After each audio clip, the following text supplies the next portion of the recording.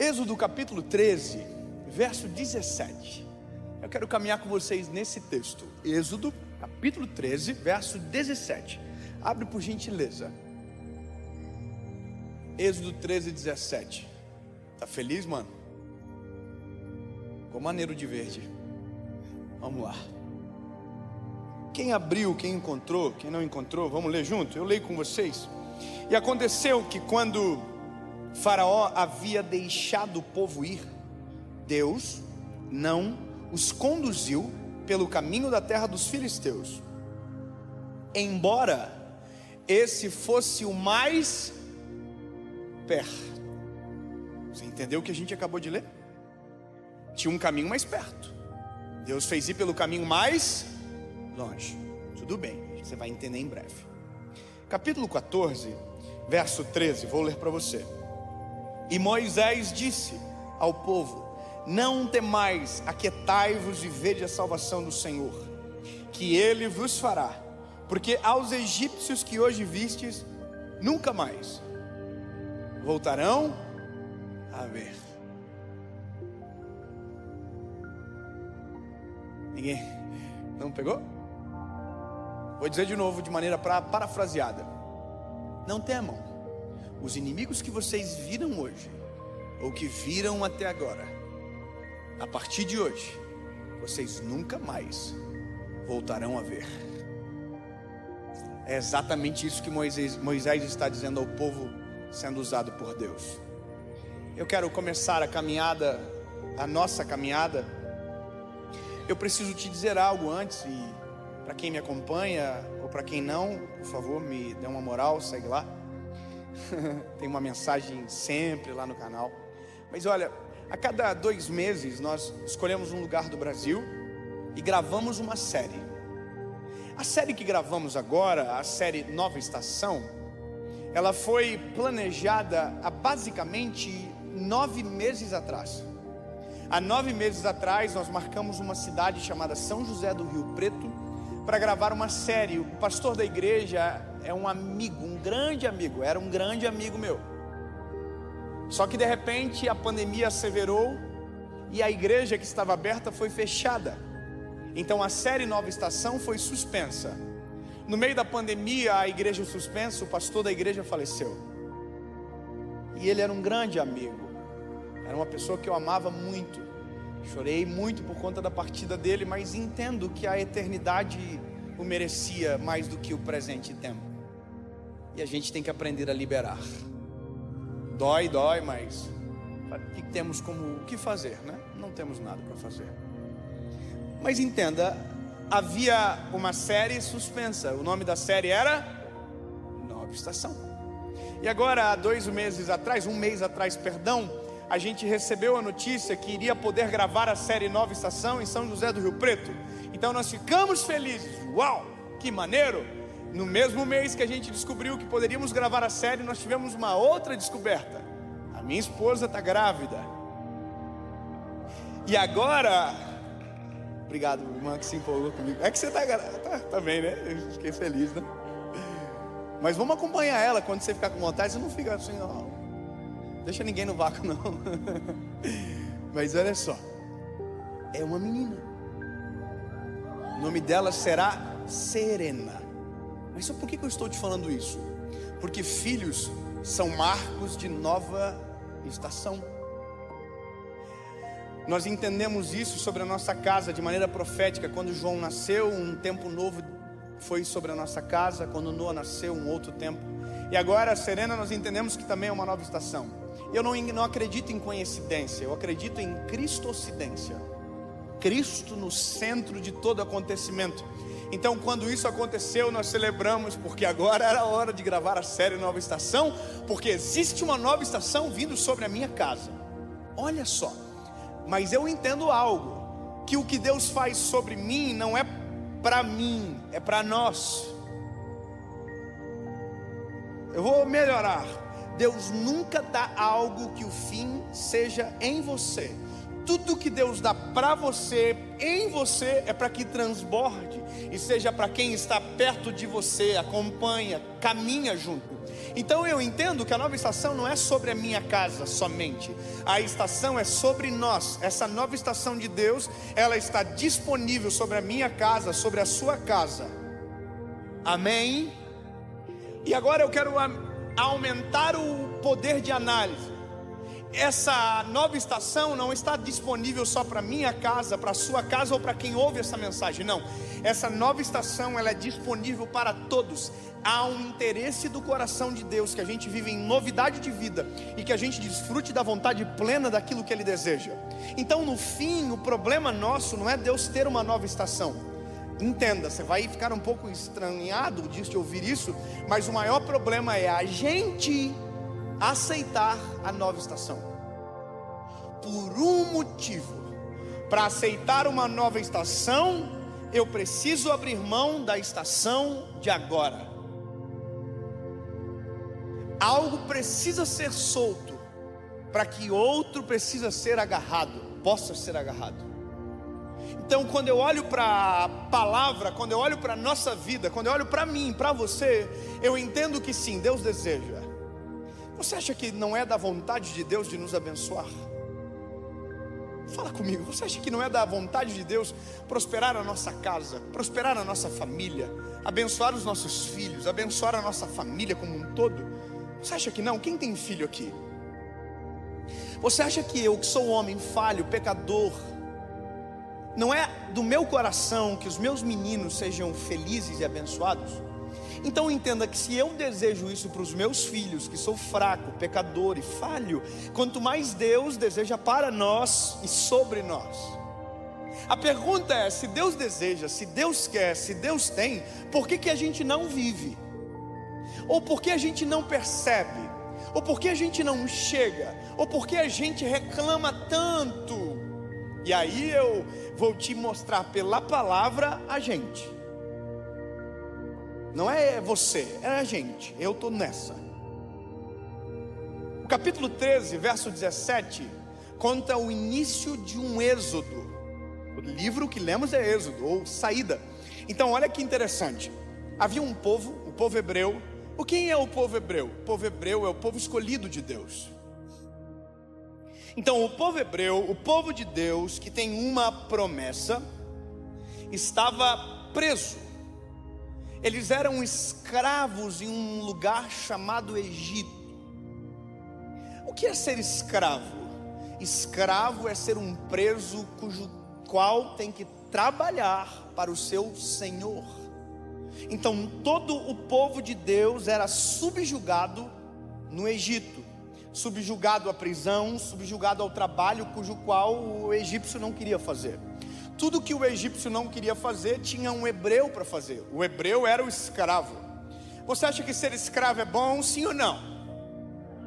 Mas se eu te falar que o mesmo escravo que tem que trabalhar tinha certeza onde ia dormir, tinha certeza do que ia comer, tinha certeza do que ia beber, porque mesmo sendo escravo, o senhor dele o garantia todos os benefícios da escravidão, se é que existe.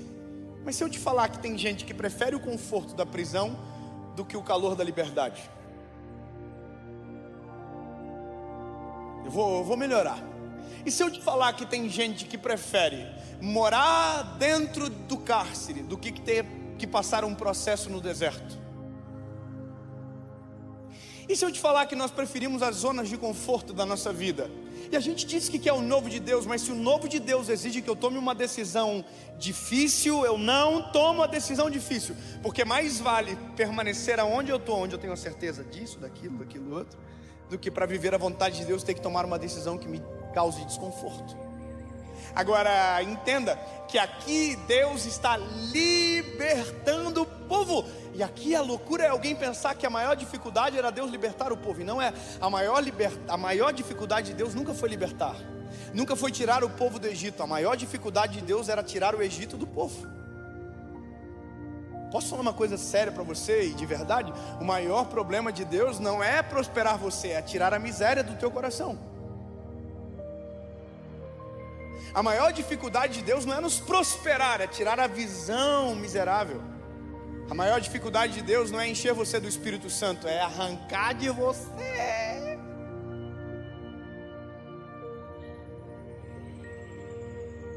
Porque tem gente que cultiva, tem gente que se apega, tem gente que vive a vida inteira na mesma estação.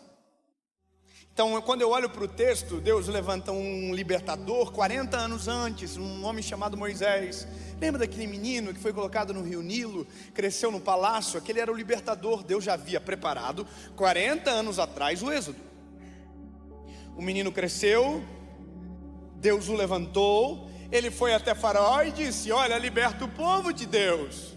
Aí Faraó disse: vou libertar. E o Faraó arrependia, aí Deus teve que mandar uma praga.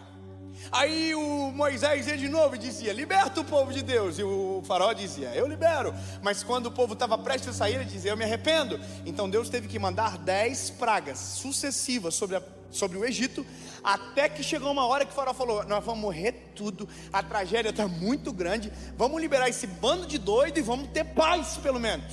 Não vamos ter escravo, mas vamos ter paz.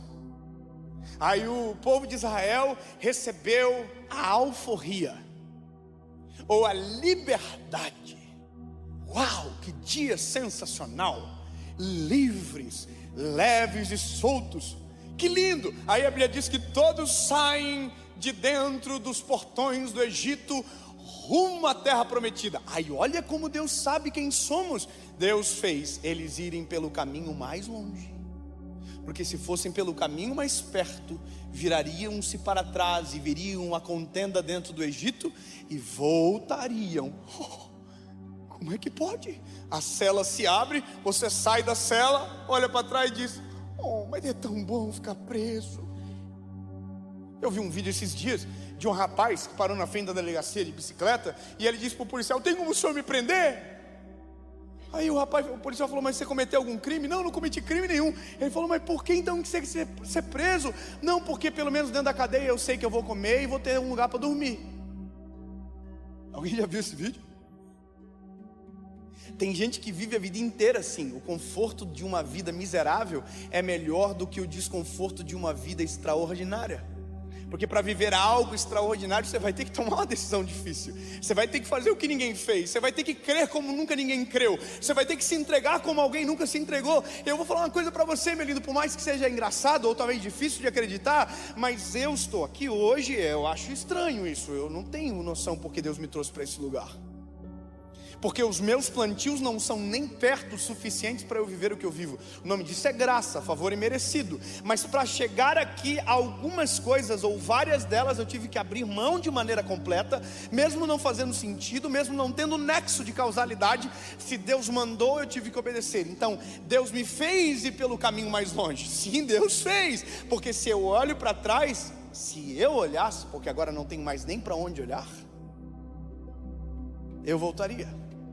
Então Deus faz isso com o povo começa a caminhar em direção à terra prometida, porém quando eles saem, Deus permite que algo aconteça. Aliás, o próprio Deus faz. A Bíblia diz que Deus endureceu o coração do faraó, e o faraó falou: o que eu fiz? Os nossos escravos tudo foram embora. O faraó falou: não vamos deixar isso acontecer. Prepara os soldados, prepara os carros de guerra e vamos atrás do povo e vamos trazê-los de volta. A Bíblia fala em torno de 600 carros de guerra. Os hebreus eram milhões, mas eram soldados, e que agora estão marchando atrás do povo de Israel. Então eu quero que você comece a compreender comigo que existe uma das problemas, ou das dificuldades de a gente viver a nova estação, ou o que Deus tem para nós, se chama passado. A gente pode ser livre, a gente pode tentar ir em direção da terra prometida, mas existe um passado que vai vir atrás de nós. Sim ou não? Eu vou fazer uma pergunta, entenda de maneira gentil. Quem é filho de pai divorciado aqui? Levanta a mão. Caraca, irmão. Sério? Quem é? Prepara para clamar: o sangue de Jesus tem poder, tá? Vou falar um negócio para vocês, repreende aí. Se você é filho de pai divorciado, há uma pesquisa que diz que você também vai divorciar. Ei, obrigado, irmã. Só alguém que não quer acabar o casamento, o resto tá tudo assim, talvez vai ser, né? Irmão, pelo amor de Jesus, se você ouvir uma coisa dessa, você tem que falar: o sangue de Jesus tem poder. Porque senão, o que eu estou falando deixa de fazer sentido, para que a pesquisa tome o lugar da razão. A pesquisa não mente, ela está falando dados analíticos, mas eu não estou falando de dados analíticos agora. Agora eu estou falando do que é daqui para frente. Daqui para frente não. Daqui para frente não divorcia. Daqui para frente o casamento não acaba. Daqui para frente é uma nova estação. Daqui para frente é um novo tempo. Daqui para frente é um novo de Deus. Por mais que o passado pode tentar perseguir, o pai divorciou, o avô divorciou, o bisavô divorciou, na sua vez o passado vai ficar para trás. Porque os teus inimigos que vocês viram hoje, vocês nunca mais voltarão a ver.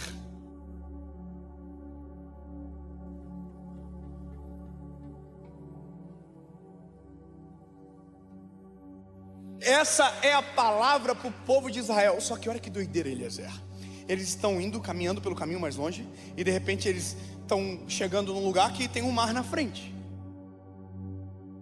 Aí eles olham para o mar na frente, olham para trás. Os egípcios estão marchando contra eles. O passado deu conta de persegui-los, encontrou o rastro e foi pelo caminho deles. Então eles olham para trás, o Egito vem aí. E eles olham para frente e não tem para onde ir. Sabe qual é o nome disso? Beco sem saída. Esse é um beco sem saída. Só que olha o que eles fazem. Eles fazem isso aqui. Tem alguém reclamão aqui? Tem gente que o marido olhou para a mulher. Bom, irmão, pera, pelo amor de Deus. Não, é certo. Aqui, ó, espelho, espelho meu. Quem reclama mais da vida do que eu? Quando você se vê num beco sem saída, você não fala assim: ó céu, ó vida, ó azar. Porque o povo, quando olha para trás e vê os soldados, e quando olha para frente e vê o mar, sabe o que eles dizem? Porque Moisés, você nos tirou do Egito para morrer na mão dos egípcios no meio desse deserto. Porque o Senhor nos tirou de lá. A gente lá pelo menos tinha segurança, e agora a gente está aqui. Imagina, irmão, que se eu sou Deus, eu falo assim: olha só, vou matar. Sabe um Ctrl, é Ctrl Z? Volta para o exílio. Ctrl Z, mata geral. Não sei. Del, né? Ctrl Alt Del. Porque eu não tenho paciência para essas coisas. Sabe o que é isso? Gente ingrata. Eles viram Deus agir, eles viram as pragas, eles ouviram a direção, viram o libertador, e na hora do beco sem saída, ignoram tudo o que viram para dizer que foram abandonados no meio do deserto. Isso parece semelhante com alguma coisa?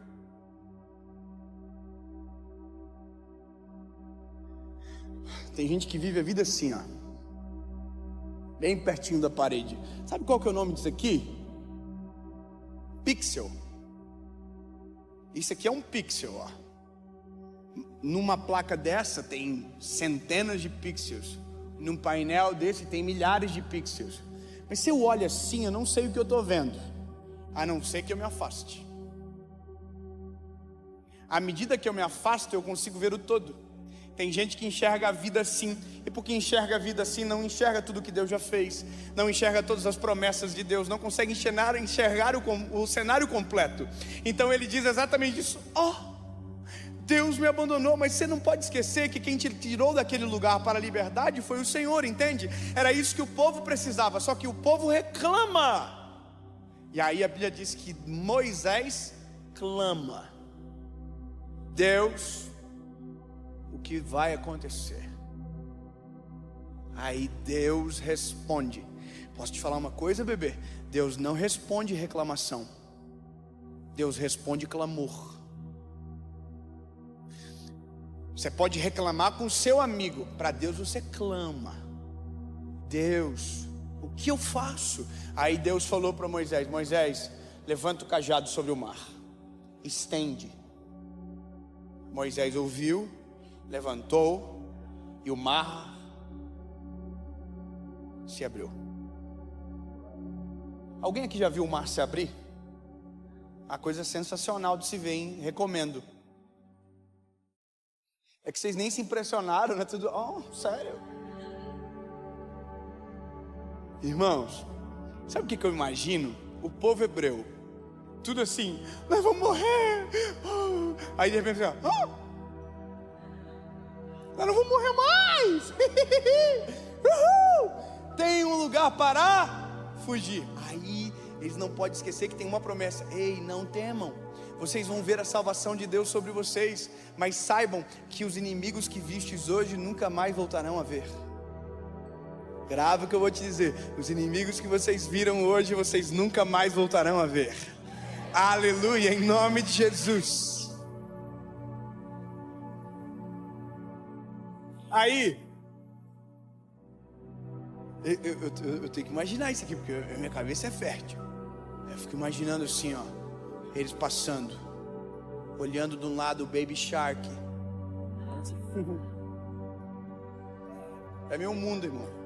Baby Shark, Mami Shark de um lado, e eles com os pés enxutos, caminhando no meio do mar. Aleluia. Caminhando para um lugar chamado liberdade, terra prometida, o centro da vontade de Deus. Queira chamar como você quiser. E eles estão indo em direção ao lugar que Deus havia preparado.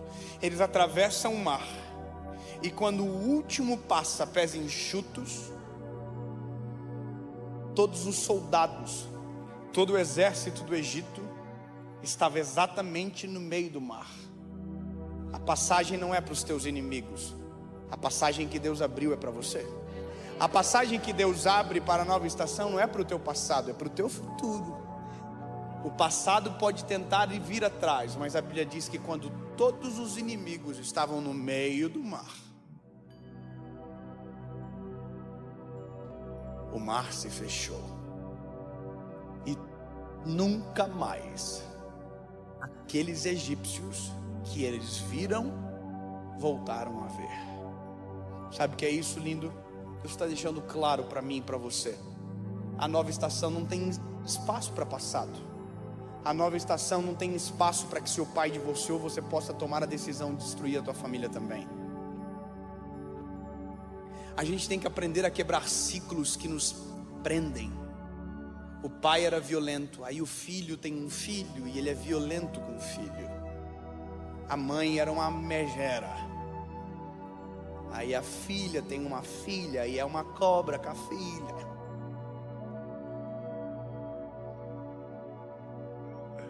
Eu vou ser claro. Papai, o meu pai, durante a minha infância, meu lar foi disfuncional. Nossa família teve um grande desequilíbrio. Meu pai teve uma falência financeira, tentaram assassiná-lo, ele fugiu de casa. E quando ele voltou para casa, não era mais o meu pai, era um outro homem.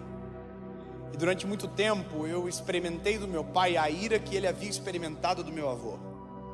Meu pai me batia dia sim, outro também.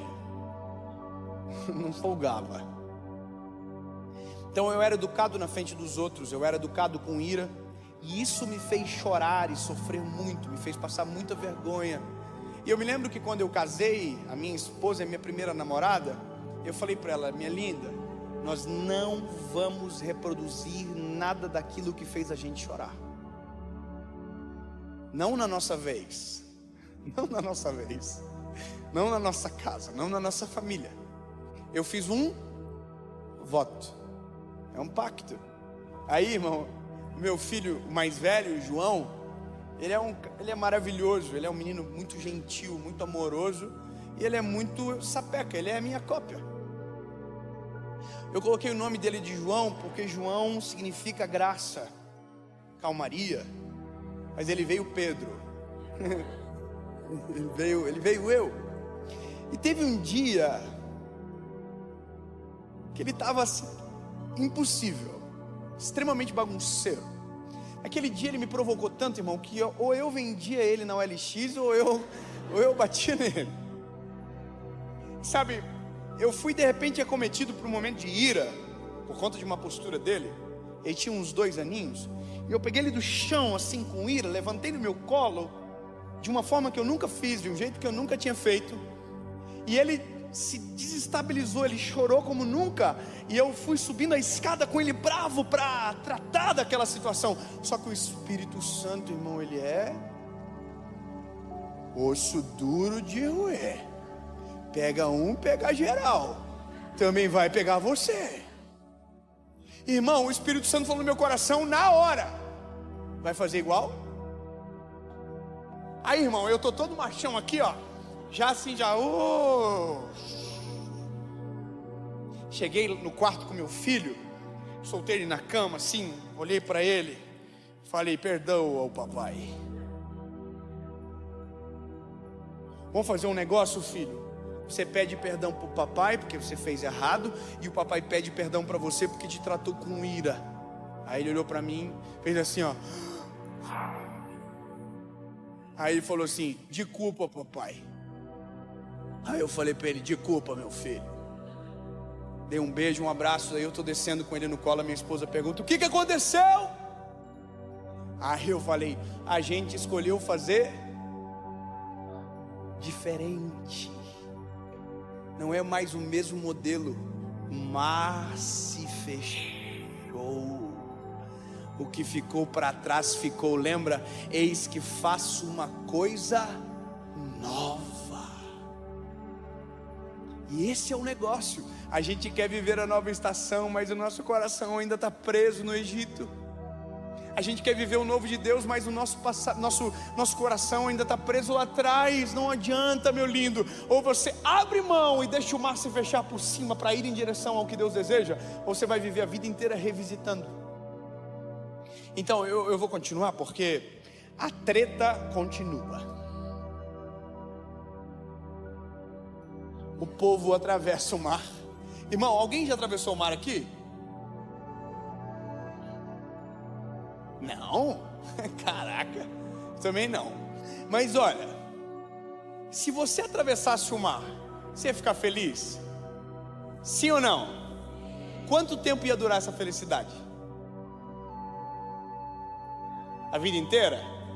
Do povo durou 3 dias. Eles estão aqui, ó. Top! A Bíblia diz que eles andaram 3 dias, 160 quilômetros. O caminho até a terra prometida demoraria 15 dias, mais ou menos. A história aproxima isso de maneira geográfica. 15 dias. Eles andaram 3 dias com sede, tiveram sede, pararam para tomar água num lugar que não era para ter parado. Eu pergunto para vocês aí. Eles pararam para tomar água, né? Deus mandou? Pode responder, não precisa ter medo não. Deus mandou? Mas eles pararam? Mas Deus mandou? Mas eles pararam?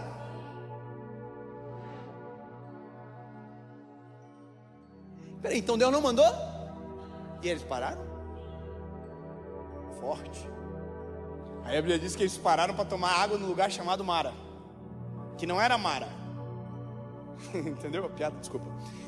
Eles tomam água, e quando eles tomam água, eles fazem assim, ó. Ai! A água era amarga, porque Mara significa águas amargas. Aí eles vão até Moisés, porque eles são reclamões. Eles dizem: Moisés, você passaram só 3 dias que o mar tinha se aberto. Ô Moisés, tu nos tirou do Egito para vir morrer de sede aqui no deserto. Sabe aonde a gente estava? Tinha água todo dia. E agora aqui, ó, a gente não tem água. Ó, que absurdo, estamos tomando água amarga. Mas Deus mandou eles parar. E eles pararam. Todas as vezes que a gente faz algo que Deus não mandou fazer, ou a gente é precipitado em agir sem a voz de Deus, a gente bebe águas amargas. Só que todas as vezes que a gente bebe águas amargas, a gente coloca a culpa em quem? Em Deus. Quem foi que escolheu casar?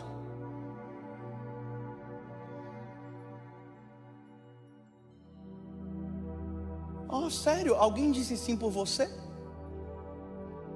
Não foi você que aceitou, foi você que queria. Deus tinha um príncipe, você escolheu o sapo, o problema é seu. Deus tinha uma princesa, você preferiu a Fiona. Vamos fazer o que, irmão? Mas agora, aguenta. Eu vou te dar uma promessa, pelo menos você não ficar tão bravo. A Bíblia diz que Moisés foi até o Senhor e falou: Deus, ó, o povo aí está reclamando, água amarga. Aí Deus falou: ó, Moisés, pega aquele pedaço de madeira da árvore, joga sobre as águas. A Bíblia diz que Deus mandou, Moisés fez, as águas ficaram doces. Você escolheu errado? A água é amarga? Vamos orar para Deus transformar essa água amarga em água doce? 15 irmãos acreditaram no que eu disse. Eu vou dizer de novo. Vamos orar para essa água ficar doce.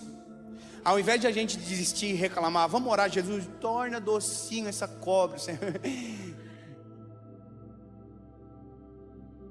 Porque para Deus nada é impossível. Não desista, ore, não reclame, clame. Entendeu, meu lindo? Só que agora eu tenho que irritar vocês, vai ficar difícil aí para os irmãos. Porque a Bíblia diz um negócio, né? Eles pararam, tomaram água, era amarga, aí Deus transformou em água doce, eles tomaram. E aí eles caminharam e chegaram num lugar chamado Elim.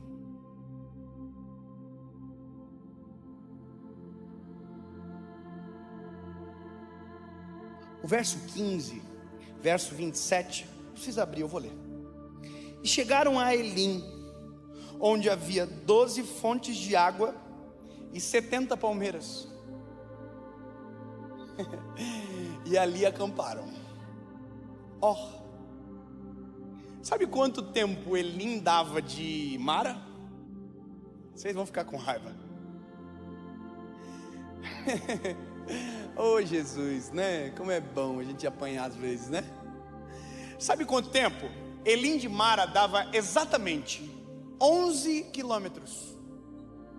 A 11 quilômetros da onde eles tomaram águas amargas, tinha fontes de água potável e sombra de palmeiras. Mas eles escolheram Mara. 11 quilômetros, dá quanto tempo caminhando? Tem algum atleta, um irmão fitness, pode dizer: o meu pace, o que? 2 horas caminhando chega? 11 quilômetros? Irmão, se eu não chegar em 2 horas, eu abandono tudo, vendo tênis e vou embora. Não, eu acho que eu chego. Você chega, irmão? Nós dois chegamos junto então. 2 horas. Eles caminharam 3 dias. Se caminhassem mais 2 horas, teriam bebido água doce e teriam sombra de palmeiras. Sabe o que é isso, lindo?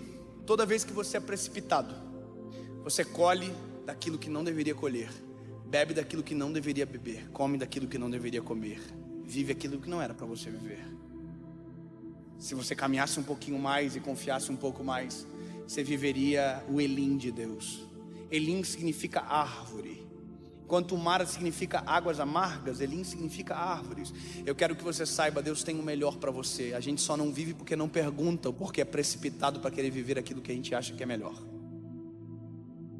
Eu sei que é difícil e às vezes a gente quer a vontade de Deus. Quem aqui já perguntou para Deus sim ou não e não conseguiu esperar a resposta? Oh Deus, eu preciso saber se o Senhor quer sim ou não. Aí Deus não falou nada. Aí você falou assim: olha, Deus não falou nada, quem cala consente, então eu vou. A gente diz que silêncio é uma resposta. Não, silêncio é silêncio, silêncio não é nada. Resposta é sim, sim, não, não. E se Deus não falar nada? Uma coisa engraçada que aconteceu comigo esses dias recente. A gente tem uma associação evangelística para cuidar das pessoas que aceitam a Jesus, para doar Bíblias. É um projeto lindo que está ficando pronto agora, mas já está acontecendo uns 8 meses de maneira oculta, só para que ficasse tudo certinho. Agora está ficando tudo beleza, lindo. E aí um dia eu estou dentro de um prédio que eu queria comprar para a associação. Um prédio maneiro, irmão, lindo, cheio de portinha, top. Meu Deus, eu falei, que lindo. Aí eu estou no prédio com o corretor vendo, recebo uma ligação, um amigo meu que é rico daqueles de dar raiva. Sabe, aquele que fala assim: oh Deus, é só um pouquinho para nós, divide. Eu não tenho inveja não, mas dele...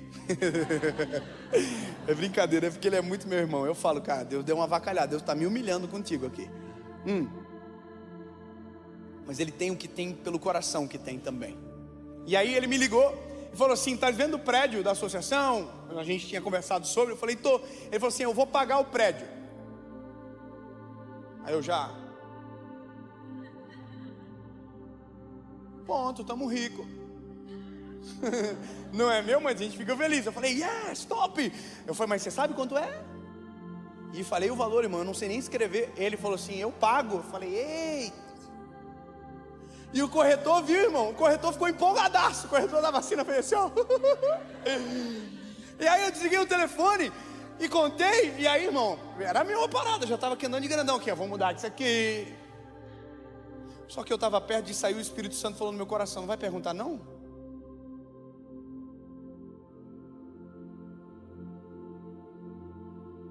Mas eu tenho o prédio, tenho o corretor que está empolgadão, e eu tenho o recurso, isso não é resposta? Não. E que coisa, né? Falei para o corretor: meu lindo, seguinte, eu preciso orar primeiro. Irmão, o corretor diz... Ele já tinha até comprado um carro, provavelmente com a comissão já estava... Não deu tempo para muita coisa. Ele falou assim: como assim? Aí eu falei: olha, eu vou orar, eu vou pedir para que Deus fale comigo dentro de 24 horas. Se Deus falar sim, eu compro. Se Deus falar não, eu não compro. Aí ele falou isso aqui para mim: e se Deus não falar nada? Irmão, ele não era nem crente, nem tem nada a ver com essa, não conhece nada de Jesus, nada. Aí eu falei para ele assim: ó, se Deus não falar nada, eu não faço nada. Irmão, eu imagino que naquele dia ele foi para casa, dobrou o joelho e falou: Deus, vai ser muita sacanagem se o senhor não falar com ele. Eu falei, o que eu fiz, eu atravessei a rua, dobrei meus joelhos assim na calçada. Eu não dou muita bola para o que os outros vão pensar não, irmão. Se eu desse bola, eu já tinha morrido faz hora. Eu dobrei o joelho e falei: ô Jesus, aqui ó, é maneiro, né? Tentei convencer. Falei: ó, que lindo, imagina nós aí. Vai ser demais, né? Eu gostei. Eu espero. Estou brincando, mas eu falei: Jesus, se for da tua vontade, preciso que o Senhor me confirme, porque é algo muito grande para mim. Eu não sei o que o Senhor tem amanhã. Eu não sei o que o Senhor quer. Enquanto eu vejo a minha vida assim, o Senhor vê a minha vida assim. A minha história está na palma da tua mão. Eu conheço o meu hoje, muito pouco sobre o próximo minuto, mas o Senhor conhece sobre a minha eternidade. Jesus, eu preciso que o Senhor responda 24 horas. Fiz a oração, falei para o corretor: vamos esperar. Irmão, tentei caçar versículo para ver se Deus falava. Tentei ficar bem espiritual. Nem sonhar eu sonhei em 2 dias, irmão. Deus não falou nada. Quando deu 24 horas, o corretor me ligou. Deus falou?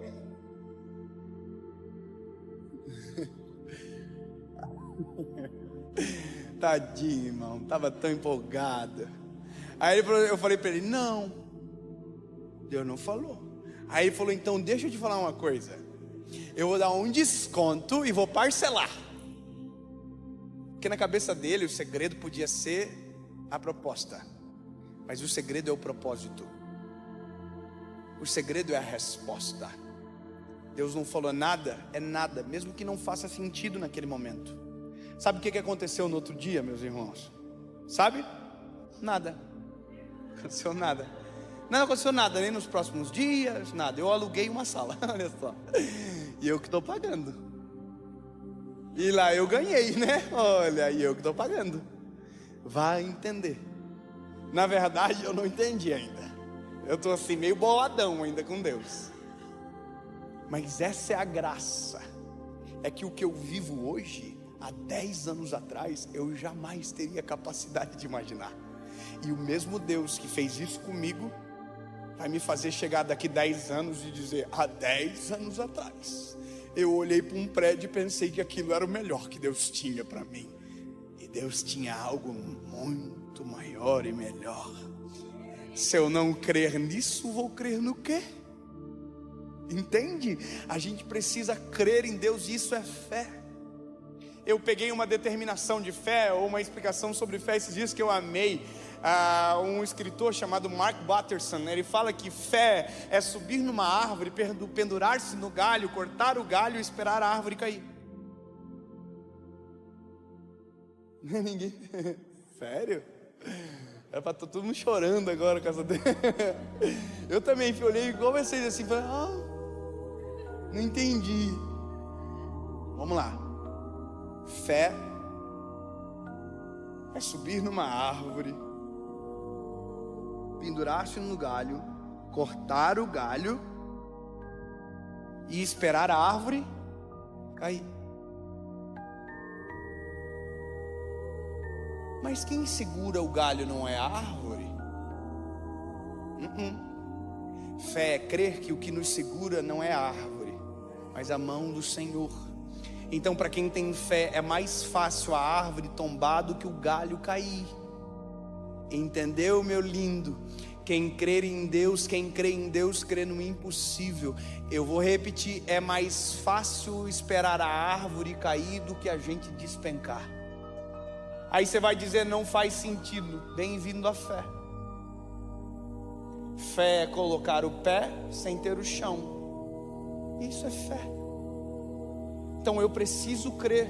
O povo precisava crer em Deus, precisava aprender a depender de Deus. Deus tem um desejo com a gente desde sempre, que a gente aprenda a depender dEle.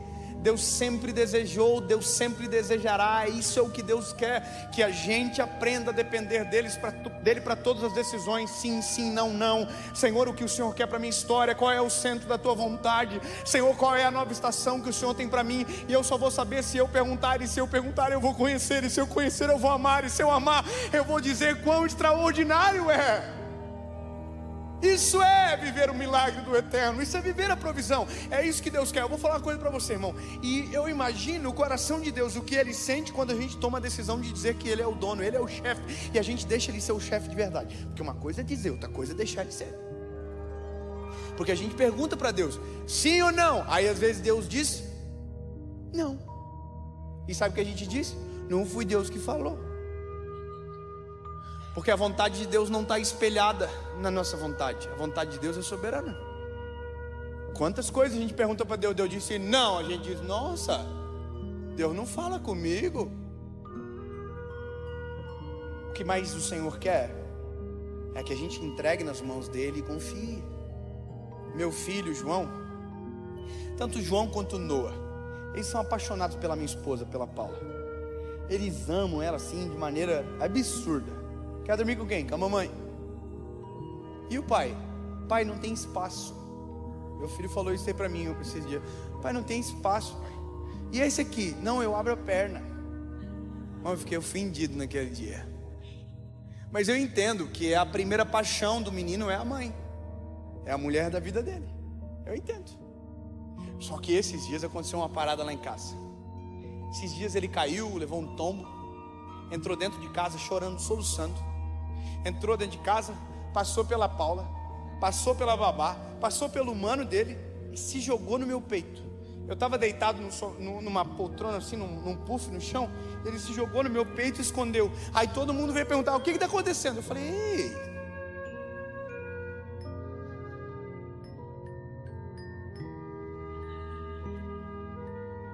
pô, isso nunca acontece. Vocês vão tirar o meu momento? Aí, irmão, abracei ele assim. Eu me senti naquele dia, irmão, o homem mais importante da terra. Essa princesa, quando me abraçou, esse tipo de sentimento dentro do nosso coração é a coisa mais gostosa do mundo. A gente se sente importante porque é um coração puro, não tem nenhum interesse. O que ela quer? É puro. Aí ela me abraçou, meu filho me abraçou. Eu abracei ele assim, e ele fazia assim, ó. E eu estava assim, ó. Ai, que bom. E sabe o que é engraçado? Porque eu me senti importante, me senti amado, me senti, sabe, um esconderijo para o meu filho. E naquele momento o Espírito Santo falou no meu coração, imagina o meu sentimento, imagina o meu coração, o que eu sinto quando meus filhos correm para o meu colo ao invés de correr para o lado errado. quando os meus filhos se escondem em mim, quando o socorro sou eu. Irmão, aí eu sou chorão, comecei a chorar mais do que o meu filho. Aí meu filho falou: tá chorando por quê, papai? Eu falei, mas só para você entender, era sempre isso que Deus queria com o povo. E a história do povo de Israel, do povo hebreu, ela é triste, porque o final dela não é feliz. A história desse povo não é feliz. Era 15 dias de viagem. Eu vou antecipar a história, vou dar um spoiler. Eles nunca conheceram a terra prometida. Viveram a vida inteira baseados em uma promessa e nunca viveram a promessa. Ficaram 40 anos rodando, andando em círculo no deserto. Deserto é lugar de moradia? Sim ou não? Deserto é lugar de passagem, mas tem gente que escolhe morar no deserto. Você conhece pessoas que todas as vezes que você conversa com elas, elas dizem que estão passando no deserto? Mas passa ano, ela está no deserto. Passa 2 anos, ela está no deserto. Passa 3 anos, ela está no deserto. Ou ela mora no deserto, ou ela está andando em círculo no deserto, tentando ir para algum lugar. Vida inteira. Ai, a minha vida dá tudo errado. Ai, meu Deus, a minha vida. Ai, comigo nada dá certo. E Deus tem Canaã. Deus tem a terra prometida.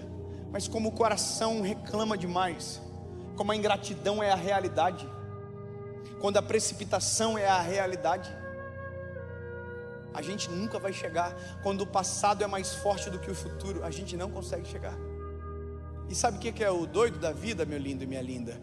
É porque o tempo passa muito rápido. Eu olho aqui no meio das pessoas e eu consigo ver de maneira assim superficial quem tem mais idade do que eu e quem tem menos idade do que eu. Se eu perguntar para quem tem mais idade do que eu e perguntar sobre a sua idade de 30 anos, talvez alguém vai dizer: parece que foi ontem. E na verdade foi ontem, mas o tempo passou. E esse tempo não passou para vocês, vai passar para mim também. Hoje eu tenho 31, amanhã eu vou ter 41, depois eu vou ter 50, 60, eu não sei até quando vou. Mas entenda que o tempo é a única conta que a gente nunca consegue pagar. O que passa, passa, nunca mais volta. Então se eu perco o tempo, esse tempo nunca mais volta, lindo. Então a doideira da vida, sabe qual é? É quando a gente deixa passar o tempo demais, a gente olha para trás, não consegue refazer os passos e a nossa vida não andou para frente. Eu hoje olho para trás, eu tenho coisas para se arrepender, mas eu tenho bastante coisa para agradecer também. O que me faz arrepender, eu sei que eu não posso reproduzir novamente, porque eu quero chegar daqui a alguns anos, a mensagem não ter mudado, mas eu melhorado, mais crente, mais cheio do Espírito Santo, um marido melhor, um pai melhor. Eu estou ansioso por essa nova estação de Deus sobre mim. Eu falo todo dia, eu falo para todo mundo, eu sinto o cheiro de uma coisa nova. Alguma coisa Deus vai fazer, tem algo novo de Deus vindo sobre nós. Sabe, eu quero isso com toda a minha vida. E se eu tiver que abrir mão de alguma coisa, eu vou abrir mão. Se tiver que tomar alguma decisão que não faça muito sentido, eu quero tomar essa decisão. Por quê? Porque eu sei em quem tenho crido, sei que é maravilhoso. E esse é o Senhor, é isso que eu quero para a minha vida, linda. Aí você vai dizer: eu não quero isso. O problema é seu, o tempo vai passar para mim e para você. Esse povo nunca entrou na terra prometida. Deus irou-se com o povo e disse: vocês não vão entrar mais, só vai entrar os filhos dos teus filhos. Perdão, os teus filhos. Quando o último dessa geração morrer, os filhos de vocês entrarão na terra prometida. Nem Moisés entrou. O libertador não entrou na terra prometida. Eu passei muito do tempo já, gente? Quanto tempo eu estou falando já, gente? Não, dá tempo, tem 40 minutos ainda. Estou brincando. Não vai acabar, o pastor vai bater em nós. Ó, onde que eu estava mesmo? Eu estava aqui, né? Eles nunca entraram, né? É isso que eu estava falando, né? Eles nunca entraram. Josué e Caleb entraram. Os filhos daquela geração rebelde entraram. Sabe qual que é o triste da história? É porque eles eram exatamente igual aos pais. Eles estão na terra prometida, mas eles são a cópia dos pais deles. E aí Deus tem que pegar Josué e falar: Josué, pelo amor de mim mesmo, fala com o povo.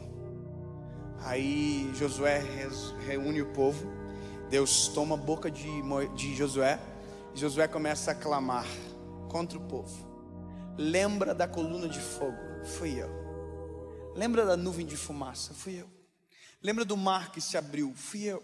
Deus está trazendo à memória do povo tudo aquilo que Ele havia feito na construção daquela história, para que o povo entendesse que aquele lugar foi Deus que deu para eles, uma terra que eles não batalharam, um solo que eles não plantaram e estavam colhendo, foi Deus que havia dado para eles. Deus queria lembrá-los, e Deus foi lembrando de tudo aquilo que fez pelos pais daquela geração. E quando Deus para de falar pela boca de Josué, Josué fala. Só que quando Josué fala, Josué é almático, ele está chateado, e ele diz exatamente isso: escolham hoje a quem vocês vão servir, se os deuses dos vossos pais que ficaram da além do rio, ou os deuses dos amorreus em cuja terra habitais. Eu, porém, e a minha casa serviremos ao Senhor. Fique de pé, por gentileza mesmo, por favor. Isso.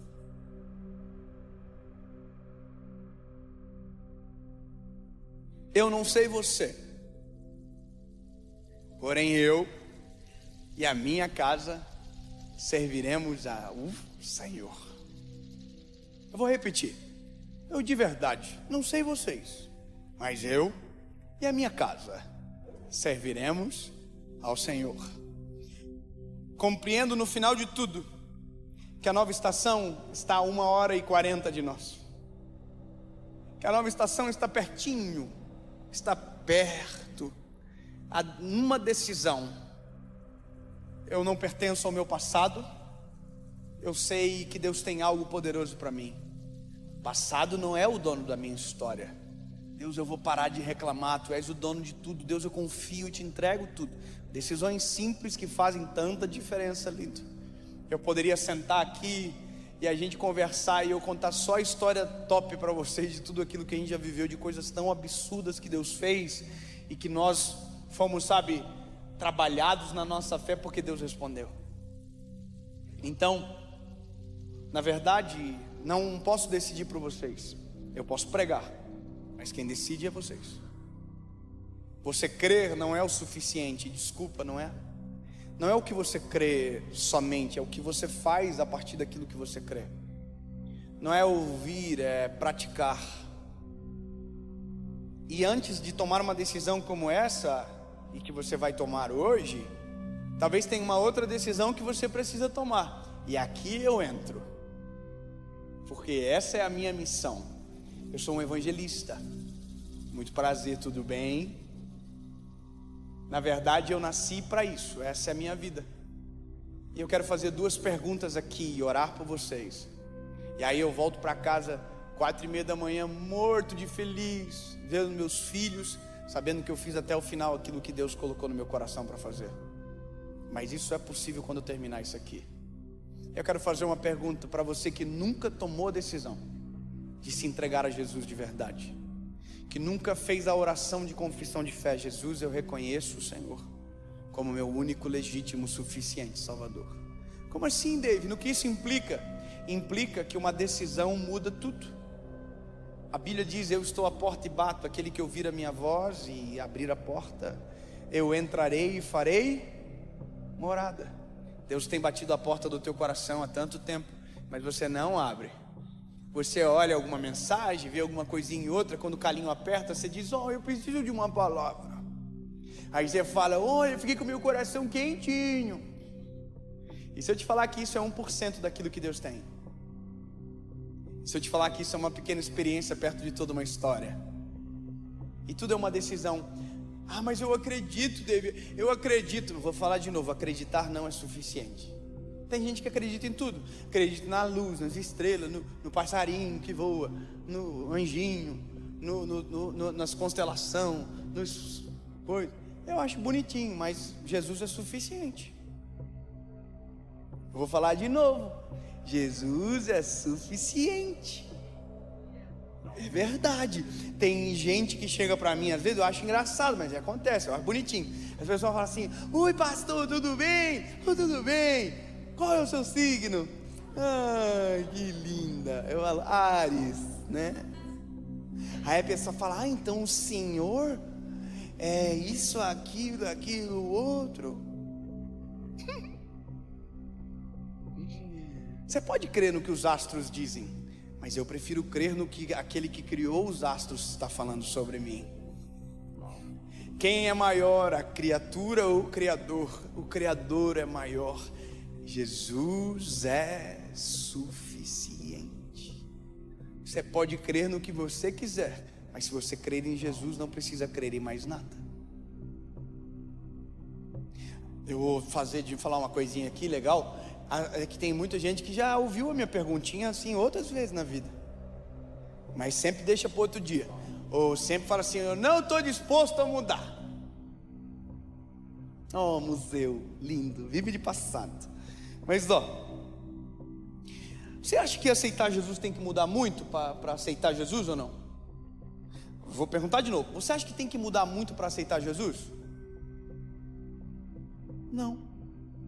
Para aceitar Jesus não tem que mudar nada. Agora aceita Jesus para você ver o tanto de mudança que vai acontecer.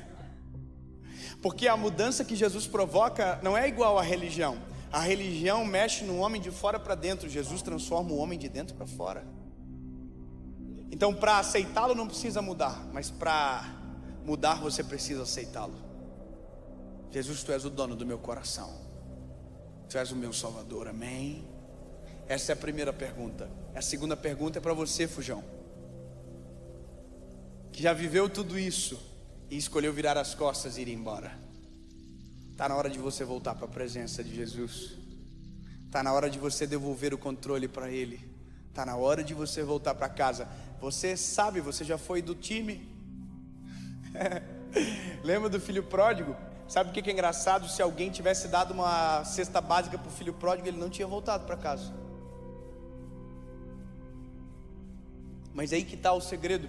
O filho pródigo nunca precisou de comida, ele só precisava de uma coisa: do pai. Nós só precisamos de uma coisa: do pai. Eu tenho umas fases da minha história que são muito maneiras, irmão. Eu tenho fases da minha história que eu andava com um carrinho velhinho, morava numa kitnet, assim. Eu gosto de contar essas paradas da vida, eu acho muito maneiro. Aí as pessoas falam assim pra mim: então hoje você é muito mais feliz. Não muda nada.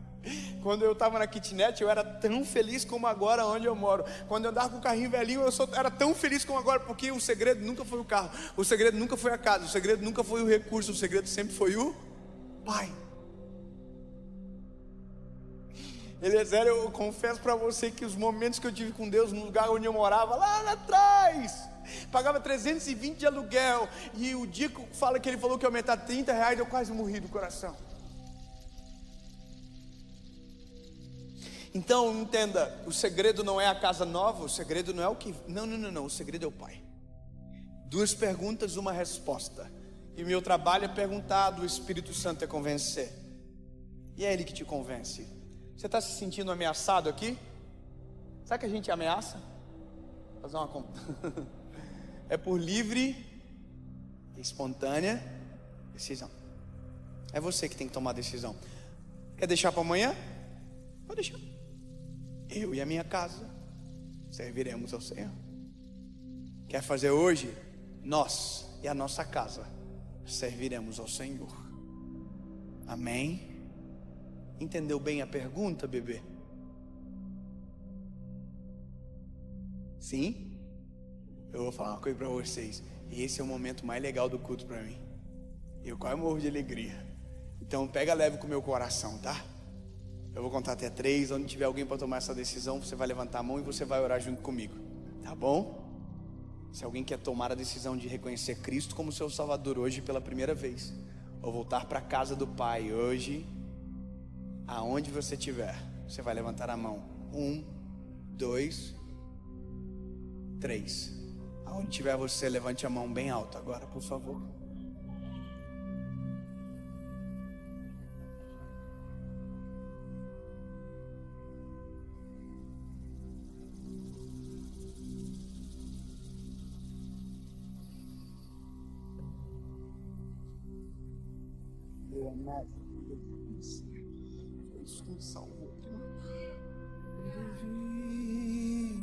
Levanta a mão bem alto, você que está tomando essa decisão. Oh, aleluia. A palavra que eu creio, a Bíblia que eu leio, diz que tem uma festa no céu acontecendo agora. Uau, que lindo será ver isso um dia. Mas enquanto não vemos, celebramos aqui. Você que toma essa decisão com sua boca, com seus lábios, declare, diga comigo: Senhor Jesus. Pode falar em alto e bom tom: Senhor Jesus, eu confesso que sou frágil, pecador. Eu confesso que Tu és o meu único, legítimo e suficiente Salvador.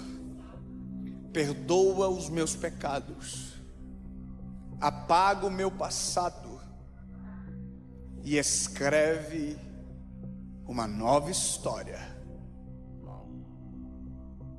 Escreve o meu nome no livro da vida. Eu declaro que nunca mais serei o mesmo, em nome de Jesus. Amém.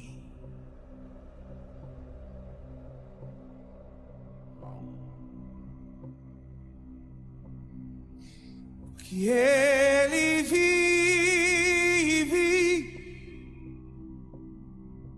posso crer no ar, porque Ele vive. Temor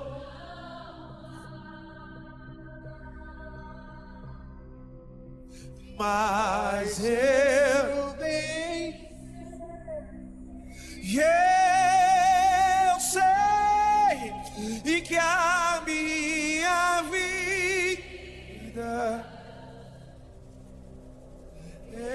está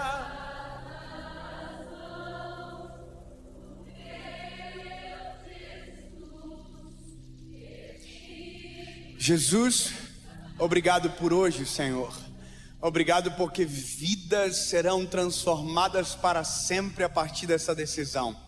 Jesus, eu declaro uma nova estação sobre a vida dos teus filhos, um novo tempo, uma nova história, em teu nome, Jesus. Em teu nome. Faz a maior festa que você puder, porque tem vidas que voltaram para Jesus hoje. E mais eu bem sei, eu sei, e que a minha vida está